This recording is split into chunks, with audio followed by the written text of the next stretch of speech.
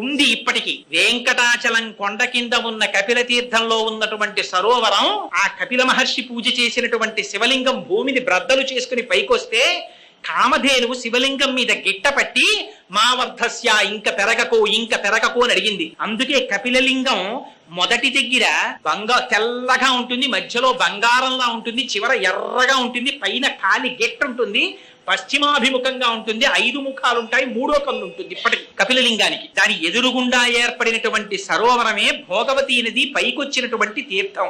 ఇప్పటికీ కార్తీక మాసంలో పౌర్ణమి రోజున మిట్ట మధ్యాహ్నం 12 గంటల వేళ 10 నిమిషాల పాటు ఈ బ్రహ్మాండములలో ఉన్న సమస్త తీర్థములు వచ్చి అక్కడ పుష్కరిణిలో చేరుతాయి. అక్కడ స్నానం చేస్తే వాళ్ళకు ఉన్నటువంటి పాపరాశి అంతా ధ్వంసం అయిపోతుంది. ఇప్పటికీ అందుకే ఆశ్వీజ మాసంలో కపిలేశ్వరంలో కపిలలింగానికి అన్నాభిషేకం చేస్తారు.